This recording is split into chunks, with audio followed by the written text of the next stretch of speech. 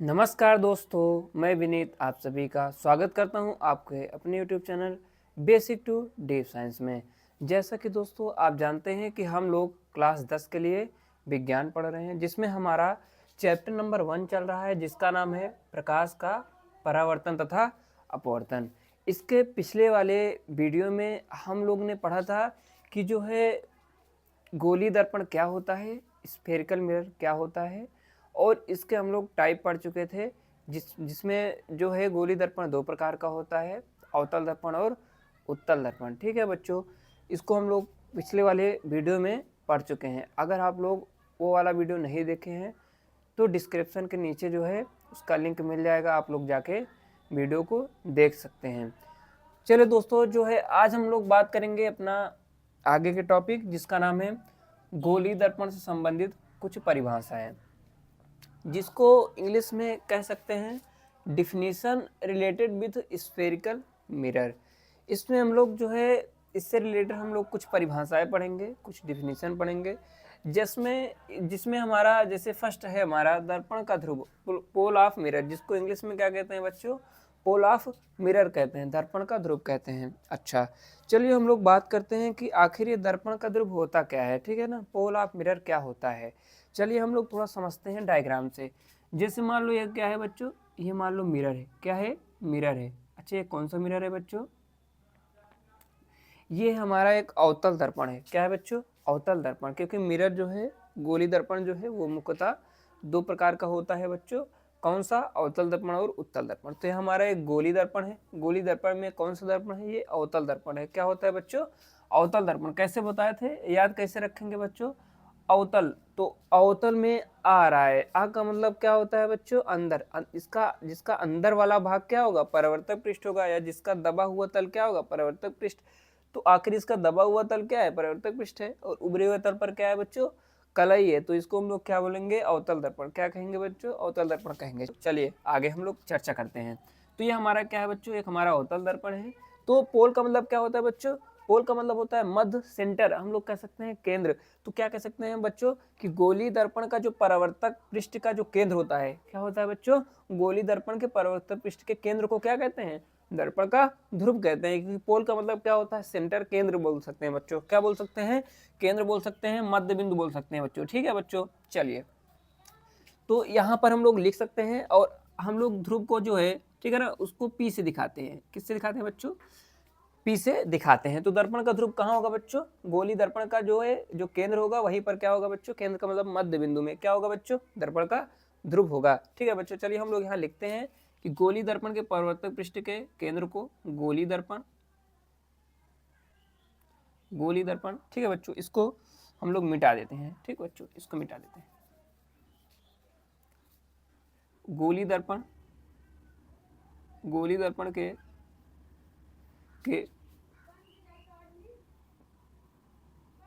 गोली दर्पण के परावर्तक, परावर्तक पृष्ठ के पृष्ठ के केंद्र को, केंद्र का मतलब क्या होता है बच्चों? सेंटर। ठीक, मतलब मध्य बिंदु के केंद्र को दर्पण का, दर्पण का ध्रुव कहते हैं। दर्पण का ध्रुव कहते हैं। ठीक है बच्चों, कोई दिक्कत नहीं। तो हम लोग कह सकते हैं कि गोली दर्पण के परावर्तक पृष्ठ के केंद्र, सेंटर को क्या कहते हैं बच्चों? हम लोग कहते हैं ध्रुव। क्या कहते हैं बच्चों? ध्रुव कहते हैं। ठीक बच्चों, क्या कहते हैं? ध्रुव कहते हैं। तो परावर्तक पृष्ठ का मतलब क्या होता है, जैसे बात करते हैं हम लोग, या ठीक है ना, चलिए हम लोग बात करते हैं एग्जाम्पल से। अच्छा, आगे लिख लेते हैं थोड़ा, इसे कैपिटल पी से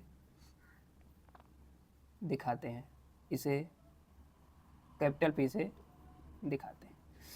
ठीक है बच्चों, चलिए हम लोग थोड़ा डायग्राम से बात करते हैं। जैसे ये हमारा क्या है, ये हमारा एक गोली दर्पण है। क्या है बच्चों? एक गोली दर्पण, जिसका नाम क्या है बच्चों? अवतल दर्पण। जिसका क्या नाम है बच्चों? अवतल दर्पण। चलिए तो अवतल दर्पण, ये जो हमारा मिरर है, ठीक है, ये जो गोली दर्पण है। अच्छा, इस गोली दर्पण का जो केंद्र, सेंटर कहाँ होगा? सेंटर का मतलब होता है मध्य। तो इसका सेंटर यहाँ होगा बीच में। ठीक है बच्चों, तो इसी बिंदु को हम लोग क्या कहेंगे? दर्पण का ध्रुव कहेंगे। इसी बिंदु को, इसी पॉइंट को हम लोग क्या कहेंगे? दर्पण का ध्रुव कहते हैं। तो ये हमारा क्या हो जाएगा बच्चों? डायग्राम हो जाएगा। ठीक, तो पी कहाँ होगा? इस दर्पण के मध्य बिंदु पर क्या होगा?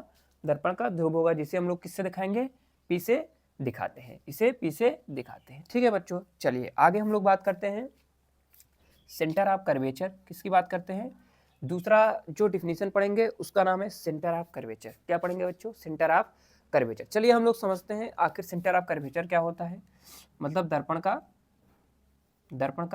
वक्रता केंद्र, दर्पण का वक्रता केंद्र। ठीक है बच्चों, वक्रता केंद्र, जिसको इंग्लिश में बोलेंगे सेंटर ऑफ कर्वेचर। ठीक बच्चों, सेंटर ऑफ कर्वेचर। चलिए समझते हैं कि आखिर ये क्या होता है। ठीक है बच्चों, दर्पण का वक्रता केंद्र। तो दर्पण का वक्रता केंद्र का मतलब होता है, अगर हम लोग सीधा मतलब समझें कि जो गोली दर्पण का जो केंद्र होगा, गोली दर्पण का केंद्र जो होगा, सेंटर होगा, जैसे हम लोग बात करते हैं, देखिए बच्चों, जैसे हम लोग डायग्राम से थोड़ा बात करते हैं। जैसे ये हमारा किसका डायग्राम है बच्चों, ये है हमारा अवतल दर्पण। क्या है बच्चों, अवतल दर्पण। इसको कलाई कर देते हैं। चलिए, अब ये जो हमारा एक अवतल दर्पण है, इसका जो सेंटर होगा, क्या होगा बच्चों, इसका जो सेंटर होगा, सेंटर का मतलब होता है केंद्र, इसका जो सेंटर होगा वही उसका क्या कहलाएगा, वक्रता केंद्र, सेंटर ऑफ कर्वेचर कहलाएगा। चलिए समझते हैं। जैसे अगर आप लोगों से पूछा जाए कि ये जो हमारा गोली दर्पण है, स्फेरिकल मिरर है, ठीक है बच्चों, इसका सेंटर किधर होगा, सेंटर का मतलब होता है केंद्र, तो आप लोग इसका सेंटर किधर बताएंगे, इसको थोड़ा हम लोग और सर्कल के शेप में बनाएंगे, कुछ इस प्रकार ऐसे। ठीक है बच्चों, ऐसे। इसके पिछले वाले वीडियो में हम लोग, ठीक है ना, इसके बारे में डिटेल में पढ़ चुके हैं। ठीक है बच्चों, तो आप लोग अगर वीडियो नहीं देखे हैं तो आप लोग जाके वीडियो को देख सकते हैं। चलिए, जैसे इसको हम लोग क्या करते हैं, इसका सर्कल सेंटर के शेप में जैसे बनाते हैं, आप समझते हैं। ठीक है बच्चों, चलिए अब अगर आप लोगों से पूछा जाए कि आखिर ये जो गोली दर्पण है इसका सेंटर कहाँ होगा, तो आप लोग बताएंगे भाई कि इसका सेंटर होगा एकदम मध्य में, यहाँ सेंटर बीच में। कहाँ होगा, बीच में होगा। कहाँ होगा, बीच में, क्योंकि हमेशा किसी भी सर्कल का जो केंद्र होता है वो एकदम मध्य में होगा। कहाँ होता है, मध्य में होता है। तो ये जो होता है, ये जो सेंटर होता है, सी होता है, ये सी, यही क्या है बच्चों, यही तो है दर्पण का वक्रता केंद्र, यही तो है दर्पण का वक्रता केंद्र। ठीक है बच्चों, यही तो क्या है, दर्पण का वक्रता केंद्र। तो अगर हम लोग कह सकते हैं कि गोली दर्पण का केंद्र ही क्या कहलाता है, गोली दर्पण का केंद्र ही क्या कहलाता है, उसका वक्रता केंद्र कहलाता है। ठीक है बच्चों, गोली दर्पण का केंद्र ही क्या कहलाता है, उसका वक्रता केंद्र कहलाता है। ठीक, या तो हम लोग और अच्छे से कह सकते हैं कि जो गोली दर्पण का परावर्तक पृष्ठ, ठीक है बच्चों, क्या कह सकते हैं, गोली दर्पण का परावर्तक पृष्ठ जिस कांच के खोखले गोले से, ठीक, जिस कांच के खोखले गोले का भाग होता है, उसका केंद्र ही क्या कहलाता है, वक्रता केंद्र कहलाता है। चलिए हम लोग इसको लिख लेते हैं बच्चों। चलिए बच्चों, अब हम लोग इसका डिफिनेशन लिखते हैं। डिफिनेशन क्या लिखेंगे, गोली दर्पण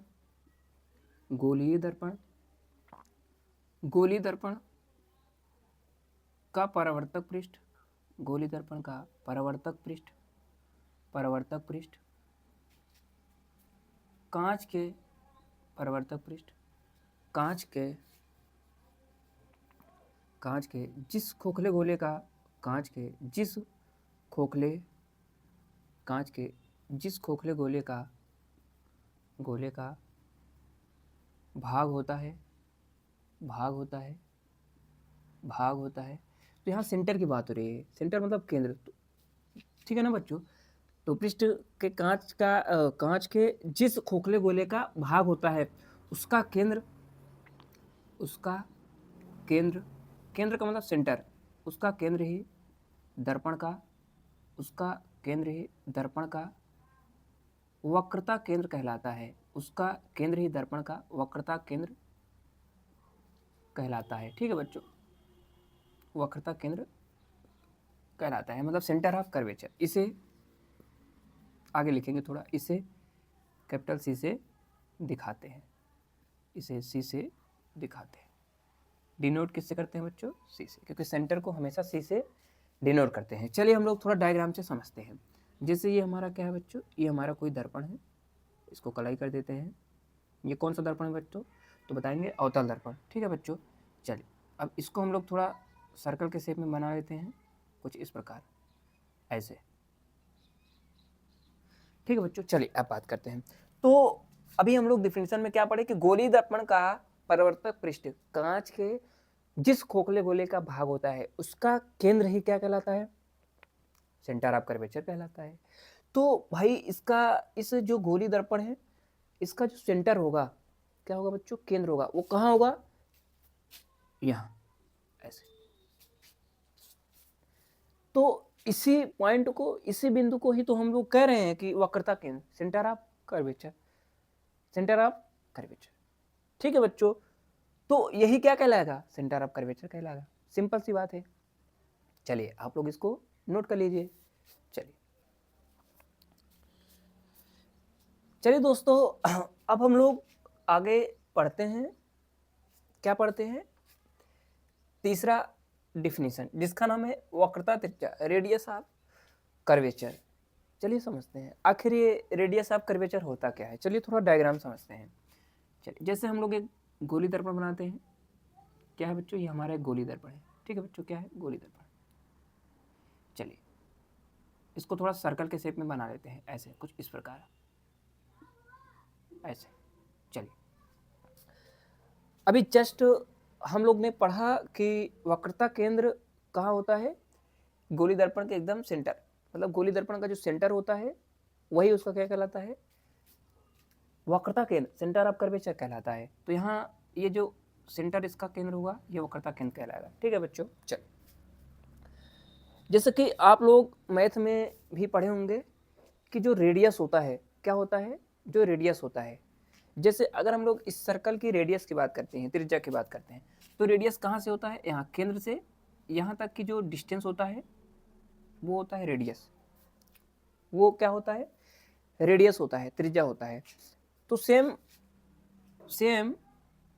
इसमें भी यही चीज होगा। ठीक है बच्चों, तो ये जो सेंटर है, ठीक, सेंटर है, क्या है, सेंटर है। तो इसकी त्रिज्या जो रेडियस होगी यहाँ से, ठीक, यहाँ तक इसकी क्या हो जाएगी, रेडियस हो जाएगी। क्या हो जाएगी, रेडियस। तो हम लोग कह सकते हैं कि गोली दर्पण की जो त्रिज्या होती है, मतलब रेडियस, वही उसकी क्या कहलाती है, रेडियस ऑफ कर्वेचर, वक्रता त्रिज्या कहलाती है। ठीक है बच्चों, चलिए अगर हम लोग थोड़ा और विस्तार से डिफिनीशन लिखना चाहते हैं तो लिख सकते हैं कि गोली दर्पण, क्या लिख सकते हैं, गोली दर्पण का परावर्तक पृष्ठ कांच के जिस खोखले गोले का भाग होता है उसकी त्रिज्या, उस गोली दर्पण की वक्रता त्रिज्या कहलाती है। इसे कैपिटल आर से दिखाते हैं, तो लिख सकते हैं। चलिए लिख लेते हैं हम लोग, चलिए लिख लेते हैं बच्चों हम लोग डिफिनीशन। तो डिफिनीशन क्या लिखेंगे कि गोली दर्पण, डिफिनीशन क्या लिखेंगे कि गोली दर्पण का परावर्तक पृष्ठ, गोली दर्पण का परावर्तक पृष्ठ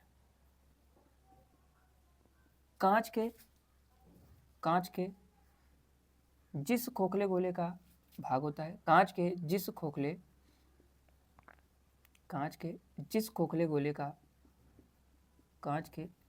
गोले का भाग होता है, कांच के जिस खोखले गोले का भाग होता है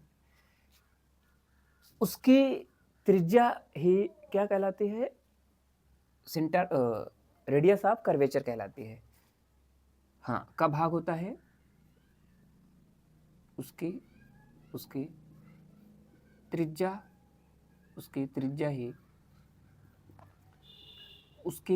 ही गोली दर्पण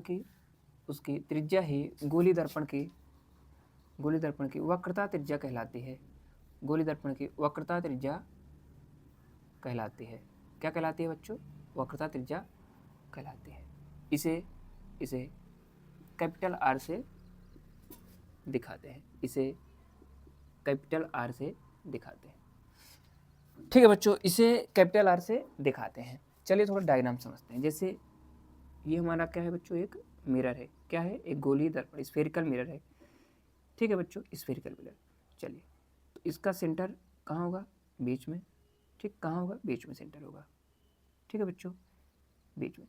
चलिए, अब सेंटर से, ठीक, सेंटर से यहाँ तक का जो डिस्टेंस होगा वही क्या कहलाएगा? इसकी रेडियस कहलाएगी। क्या कहलाएगा बच्चों? रेडियस कहलाएगी, त्रिज्या कहलाएगी। क्या कहलाएगी बच्चों? त्रिज्या कहलाएगी। क्या कहलाएगी बच्चों? त्रिज्या कहलाएगी। ठीक है बच्चों, आशा करते हैं कि आप सभी को समझ में आया होगा। तो आप लोग इसको नोट कर लीजिए। फिर हम लोग अपने अगले टॉपिक पे चलते हैं और हम लोग पढ़ते हैं कि जो है प्रिंसिपल एक्सिस क्या होता है, मुख्य अक्ष कैसे कहते हैं। चलिए आप लोग इसको नोट कर लीजिए। चलिए दोस्तों, अब हम लोग चलते हैं और पढ़ते हैं कि प्रिंसिपल एक्सिस क्या होता है, मुख्य अक्ष क्या होता है। चलिए समझते हैं, थोड़ा डायग्राम समझते हैं।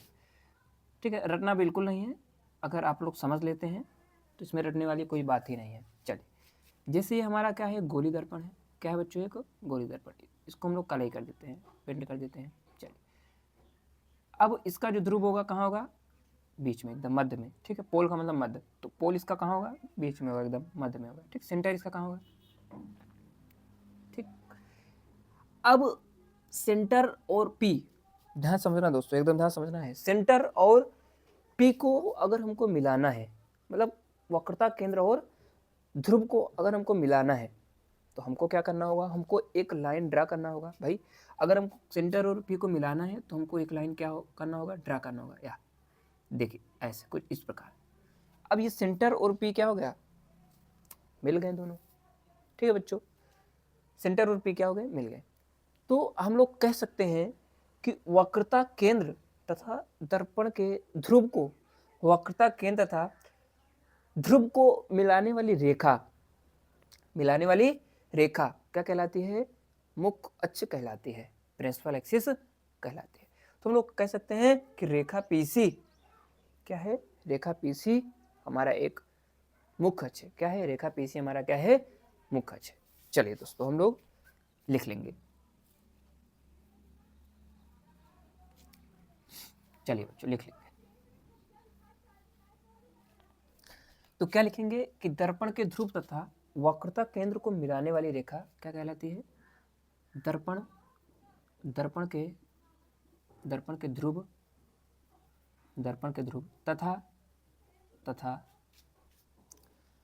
वक्रता केंद्र को मिलाने वाली रेखा तथा वक्रता केंद्र को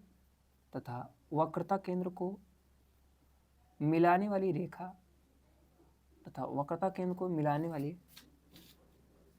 तथा वक्रता केंद्र को मिलाने वाली रेखा मुख्य अक्ष कहलाती है। मुख्य अक्ष कहलाती है। क्या कहलाती है? मुख्य अक्ष कहलाती है। तो प्रिंसिपल एक्सिस क्या है दोस्तों? दर्पण के ध्रुव, पोल और सेंटर को मिलाने वाली रेखा क्या कहलाती है? प्रिंसिपल एक्सिस कहलाती है। जैसे डायग्राम समझते हैं। जैसे हमारा क्या है, ये हमारा एक गोली दर्पण है जिसका नाम है अवतल दर्पण। क्या है बच्चों? अवतल दर्पण। डायग्राम भी बना लेंगे साथ में तो इजी हो जाएगा। इसका सेंटर कहाँ होगा बच्चों? यहाँ। पी कहाँ होगा? इसके मध्य बिंदु। अब इस ध्रुव और सेंटर को मिलाने वाली रेखा, इस ध्रुव और सेंटर को मिलाने वाली रेखा को हम लोग क्या कहेंगे? मुख्य अक्ष। क्या कहेंगे? मुख्य अक्ष। तो ये हमारा क्या है बच्चों? प्रिंसिपल एक्सिस, मुख्य अक्ष, मुख्य अक्ष। अतः हम लोग कह सकते हैं रेखा पीसी क्या है? हमारा एक मुख्य अक्ष। तो हम लोग यहाँ लिख सकते हैं अतः रेखा पीसी, अतः रेखा पीसी एक मुख्य अक्ष है। क्या है? मुख्य अक्ष, मुख्य अक्ष। अतः रेखा पीसी हमारा क्या है दोस्तों? अतः रेखा पीसी हमारा एक मुख्य अक्ष है। क्या है? मुख्य अक्ष है। ठीक है बच्चों, चलिए हम लोग इसी में पढ़ लेते हैं। इसके आगे हम लोग पढ़ते हैं मुख्य फोकस क्या होता है, प्रिंसिपल फोकस। ठीक, प्रिंसिपल फोकस। चलिए बच्चों, अब यहाँ पर हम लोग अगला डिफिनीशन पढ़ते हैं मुख्य फोकस। मुख्य फोकस क्या पढ़ते हैं दोस्तों? मुख्य फोकस, या इंग्लिश में क्या बोलते हैं? Principal focus. Principal focus.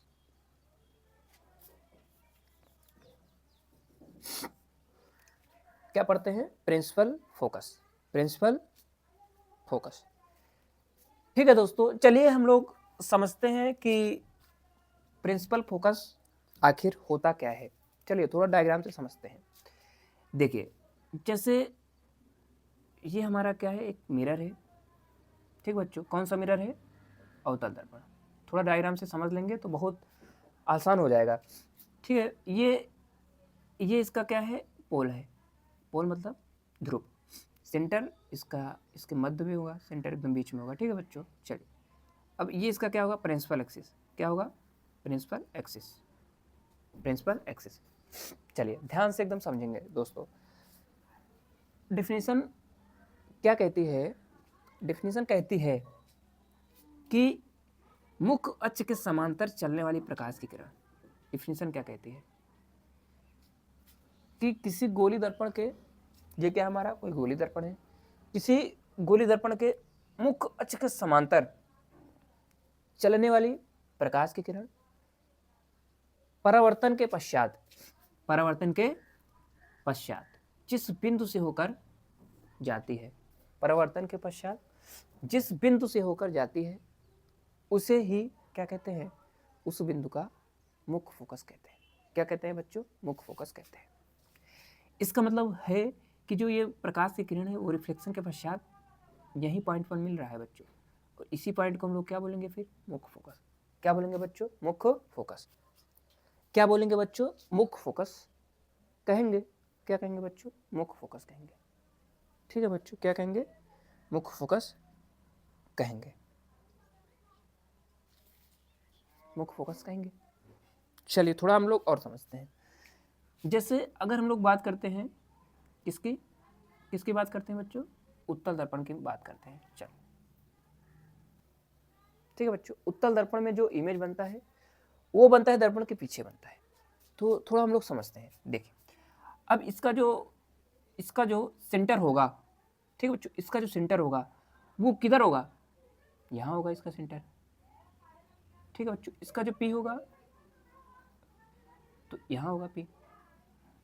इसको हम लोग मिला देंगे पी और सी को, तो इसको हम लोग क्या कहेंगे? मुख्य अक्ष। क्या कहेंगे बच्चों? मुख्य अक्ष। इसको थोड़ा और बढ़ा देते हैं। ठीक, थोड़ा बढ़ा देते हैं। इसको क्या कहेंगे? मुख्य अक्ष कहेंगे। ध्यान समझना बच्चों। अब अभी डिफिनीशन क्या है कि मुख्य अक्ष के समांतर चलने वाली प्रकाश की किरण। ठीक, मुख्य अक्ष के समांतर चलने वाली प्रकाश की किरण जिस बिंदु से होकर जाती हैं या जिस बिंदु पर मिलती हैं। ठीक है, जिस बिंदु पर मिलती हैं। अब इसमें क्या होता है? ये मुख्य अक्ष के समांतर प्रकाश की चली, परावर्तन के पश्चात इसको ऐसे जाना चाहिए था। ठीक है बच्चों, रिफ्लेक्शन के पश्चात इसको ऐसे जाना चाहिए था, परंतु इसमें क्या होगा? ये जो प्रकाश की किरण है ये कहाँ मिलेंगी? ये पीछे जाकर कहीं मिलेंगे। ठीक है, पीछे जाकर कहीं मिल जाएंगे, और जहां मिलेंगे उसी पॉइंट को हम लोग क्या कहेंगे? उसी पॉइंट को हम लोग कहेंगे प्रिंसिपल फोकस। क्या कहेंगे? प्रिंसिपल फोकस कहेंगे। इसका मतलब यह है कि हम लोग कह सकते हैं कि गोली दर्पण के मुख्य अक्ष के समांतर चलने वाली प्रकाश की किरण जिस बिंदु पर मिलती हैं या मिलती हुई प्रतीत होती है, क्योंकि इसमें वर्चुअल इमेज बनता है तो इसमें हम लोग ऐसे दिखाएंगे। इसका मतलब ये है कि यहाँ पर कहीं पीछे जाके मिल रही हैं तो मिलती हुई प्रतीत हो रही हैं, ऐसा बोल देंगे हम लोग। तो क्या बोलेंगे कि गोली दर्पण के मुख्य अक्ष के समांतर चलने वाली प्रकाश की किरण परावर्तन के पश्चात जिस बिंदु पर मिलती हैं या मिलती हुई प्रतीत होती है उसे उस बिंदु का क्या कहेंगे? मुख्य फोकस। उसे उस बिंदु का मुख्य फोकस कहेंगे। चलिए हम लोग ये डिफिनेशन जो है यहाँ लिखते हैं ऊपर, और डायग्राम ऐसे सेम आप लोग बना लेंगे।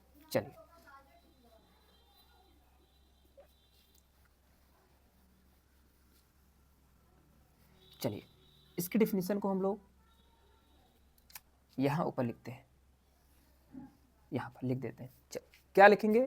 कि गोली दर्पण के समांतर, गोली दर्पण के मुख्य अक्ष के समांतर, गोली दर्पण, गोली दर्पण, गोली दर्पण के मुख्य अक्ष के समांतर, गोली दर्पण के मुख्य अक्ष के समांतर, गोली दर्पण के मुख्य अक्ष के समांतर चलने वाली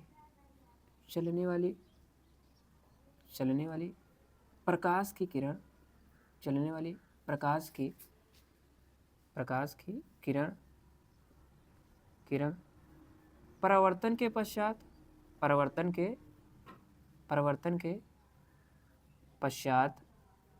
पश्चात, जिस बिंदु पर मिलती हैं, जिस बिंदु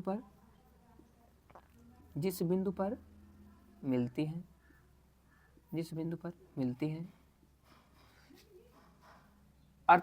अर्थात या मिलती हुई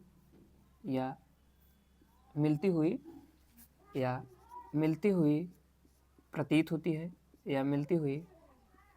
होती है, उसे उस बिंदु का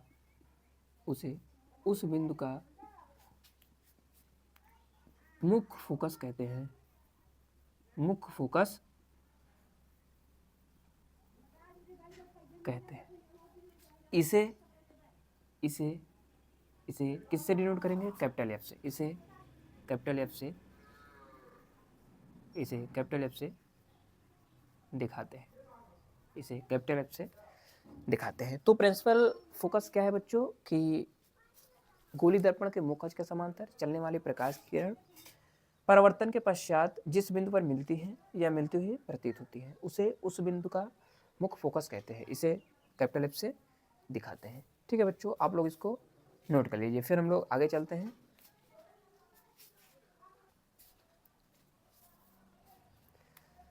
चलिए दोस्तों, अब हम लोग पढ़ते हैं फोकल लेंथ, फोकस दूरी क्या होती है। चलिए समझते हैं डायग्राम से। देखिए, ये हमारा क्या है? मुख्य फोकस है, और ये क्या है? दर्पण का ध्रुव। मुख्य फोकस और दर्पण का ध्रुव, ठीक है ना, इसकी जो दूरी होती है, डिस्टेंस होती है, कहाँ से कहाँ तक? मुख्य फोकस से पी तक की जो डिस्टेंस होती है, वही क्या है? वही तो है फोकल लेंथ। वही क्या कहलाता है? फोकस दूरी कहलाता है। तो यहाँ से यहाँ तक का जो डिस्टेंस होता है, यहाँ से मतलब मुख्य फोकस से पी तक का जो डिस्टेंस होता है, दूरी होता है, वही उसकी क्या कहलाता है? फोकस दूरी कहलाता है। और ये जो डिस्टेंस होता है, ठीक है बच्चों, ये जो डिस्टेंस होता है मतलब फोकस दूरी जो होती है, वो होती है वक्रता त्रिज्या की आधी होती है। किसकी आधी होती है? वक्रता त्रिज्या की। कैसे समझते हैं थोड़ा। देखिए, जैसे अभी इसके पहले हम लोग जस्ट अभी पढ़ चुके हैं कि सेंटर और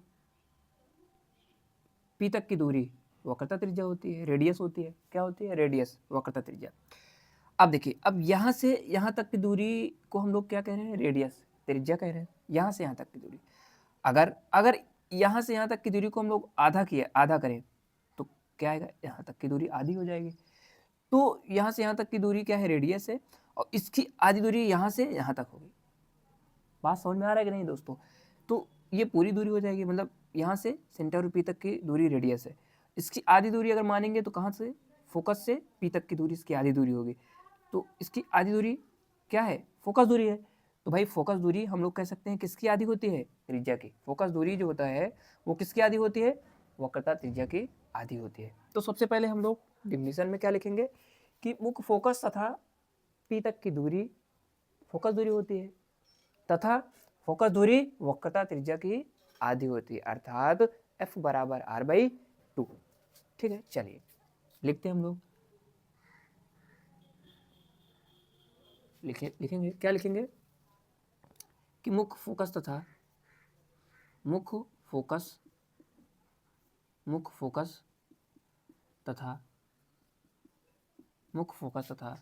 ध्रुव के बीच की दूरी, ध्रुव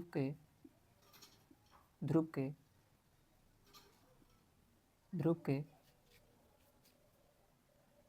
या ध्रुव तक, मुख्य फोकस तथा ध्रुव तक की दूरी को दूरी को दर्पण का या गोलीय दर्पण का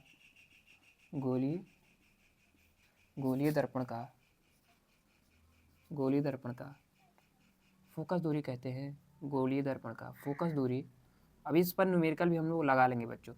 गोलीय दर्पण का फोकस दूरी कहते हैं, गोलीय दर्पण का फोकस दूरी कहते हैं। क्या कहते हैं? गोलीय दर्पण का फोकस दूरी कहते हैं। अतः इसको थोड़ा नई लाइन से लिखेंगे। अतः क्या होता है? फोकस दूरी वक्रता त्रिज्या की आधी होती है। अतः फोकस दूरी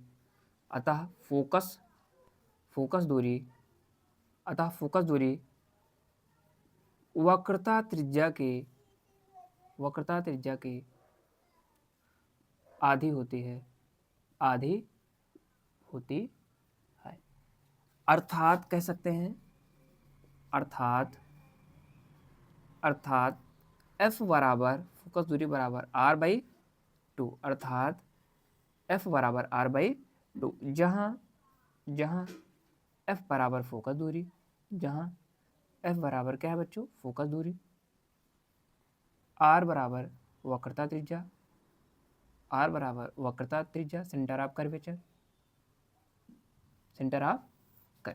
ठीक है बच्चों, तो अर्थात F बराबर R/2, मतलब फोकस दूरी वो क्या होती है? वक्रता त्रिज्या की आधी होती है। क्या होती है बच्चों? आधी होती है। चलिए आप लोग बच्चों इसको नोट कर लीजिए।